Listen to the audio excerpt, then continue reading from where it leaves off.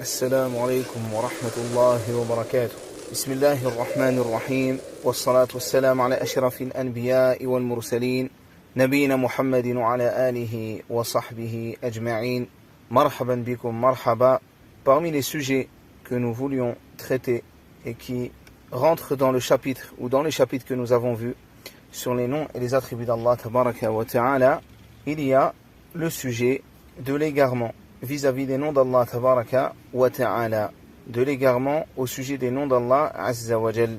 Parmi les égarements dans lesquels tombent les gens de l'innovation, des passions, il y a le fait de rejeter une chose de ces noms, de rejeter l'attribut qu'implique le nom, ou de rejeter le nom dans son ensemble, de rejeter les noms d'Allah tabaraka wa ta'ala, de ne pas y croire, pour différentes raisons.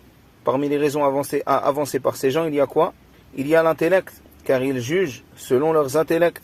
Et s'ils voient qu'une chose n'est pas en accord avec leurs intellects, alors ils se mettent à rejeter cette chose.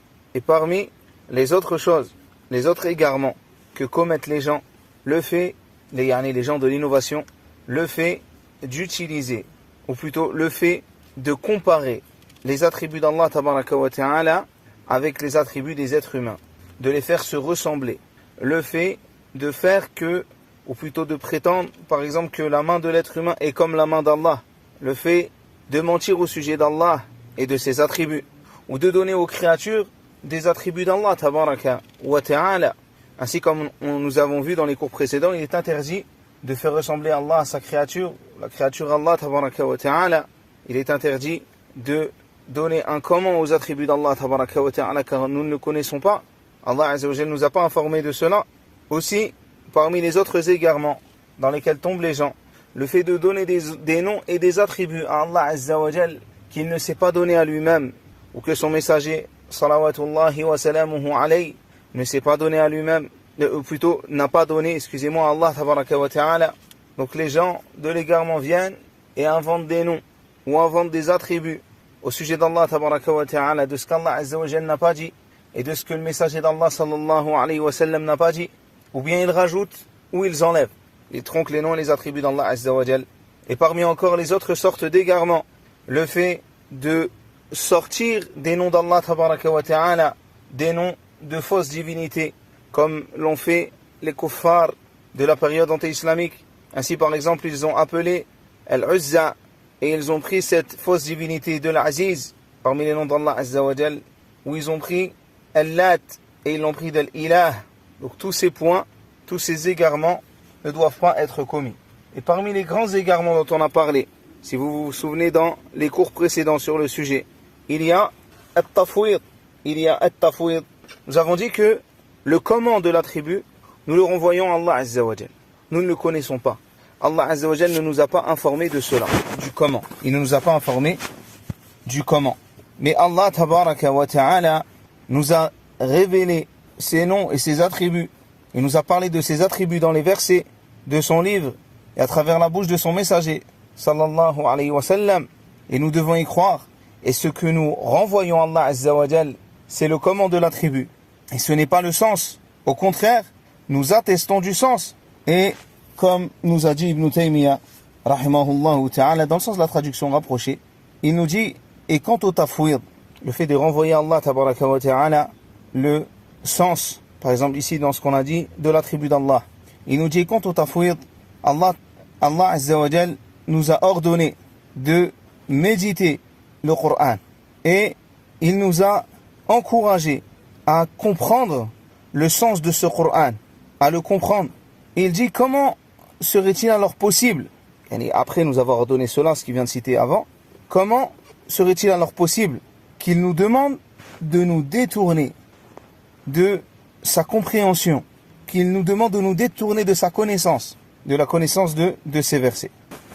Ainsi, si c'était cela, que nous devions faire le tafwid, le fait de renvoyer le sens à Allah tabaraka wa ta'ala, comme nous renvoyons le comment, et nous disons que nous renvoyons le comment et pas le sens. Si nous disions cela, alors, comme il dit, il y aurait beaucoup de ce qu'Allah tabaraka wa ta'ala s'est décrit de lui-même dans son livre, qui ne serait pas connu par les anbiya, par les prophètes. les prophètes ne connaîtraient pas ce sens. Et ils diraient, comme il dit ici Ibn Taymiyyah, ils diraient une parole dont ils ne comprennent pas le sens. Et par la suite, il dit, et il est évident, ou il est connu, que le fait de dire une telle parole, c'est en réalité porter atteinte au Coran et au messager, au prophète. Allah tabaraka wa ta'ala a descendu le Coran et il en a fait un guide et un éclaircissement pour les gens. Et il a ordonné à son prophète, sallallahu alayhi wa sallam, de nous transmettre ce message clair et qu'il le transmette clairement aux gens, qu'il transmette ce qui leur a été révélé. Et il nous a ordonné at-tadabbur, le fait de méditer sur ses sens, sur le Coran, de le comprendre. Ainsi, subhanallah, barakallahu fikum, comment après avoir dit cela, nous pourrions dire, hafidhakumullah, que les versets d'Allah tabaraka wa ta'ala qui nous a révélés ne sont pas compréhensibles. Et c'est pour cela qu'Ibn Taymiyyah dit, et c'est ce qu'Allah azza wa jal dans ces versets s'est décrit de lui-même, nous a informé à son sujet. Au sujet de quoi? An sifati, au sujet de ses attributs. La ya'lamu ahadun ma'na, et personne ne connaîtrait son sens. Il ne serait pas compréhensible, on ne pourrait pas méditer dessus. Et le prophète alors n'aurait pas transmis aux gens, le messager n'aurait pas transmis aux gens, sallallahu alayhi wa sallam, ce qui a été descendu pour eux. Et ça, c'est quelque chose de très dangereux. Barakallahu fikum. C'est pour cela qu'il dit plus tard que si on prend en compte ces paroles-là, le fait de dire que cela n'est pas compréhensible, alors subhanallah, il dit quoi? Chaque innovateur, chaque égaré innovateur pourra dire qu'en réalité, la vérité, le haqq, c'est ce que j'ai compris par mon opinion, par ma raison. Et il n'y a rien dans les textes qui contredit cela. Et subhanallah, c'est le fait de rendre ignorants les prophètes, les messagers, les compagnons.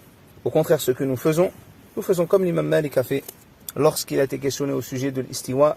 Il dit à ce sujet-là, l'istiwa ma'loum, l'istiwa est connu. Son sens, barakallahu fikum, est compréhensible et connu. Wal kayf majhoul, le comment est inconnu. Le comment est inconnu. Et il dit dans une autre version, ghayr ma'qoul, n'est pas concevable. Le comment. Et pas le sens, le comment. Wal imanu bihi wajib, la foi en cela est obligatoire. Was-su'alu anhu bid'ah, tandis que questionner à ce sujet est une innovation. Ainsi, en aucun cas, nous remettons en doute la parole d'Allah et la parole du messager d'Allah sallallahu alayhi wa sallam, et en aucun cas nous détournons les sens qu'Allah azza wa jal a voulu. Et le fait de dire que ces sens-là ne sont pas compréhensibles, c'est madhabu tajhil, c'est la voie de ceux qui rendent ignorants les prophètes, les messagers, les pieux prédécesseurs. C'est le fait de dire qu'Allah azza wa jal nous a transmis quelque chose qui ne contient pas de sens. Or nous renvoyons le sens à Allah Rabbul Alamin, mais nous renvoyons le comment à Allah Rabbul Alamin, mais nous attestons du sens. Attention à ma parole là. Nous attestons du sens et nous renvoyons le comment à Allah Tabaraka wa Ta'ala. Mais le sens, nous l'attestons. Wal kayfu majhoul, et le comment est inconnu. Et sur cette règle-là, nous arrêtons et demain nous continuerons bi'idhnillah usul sunnah de l'imam Ahmed. وصلى الله على نبينا محمد وعلى آله وصحبه وسلم. السلام عليكم ورحمة الله وبركاته.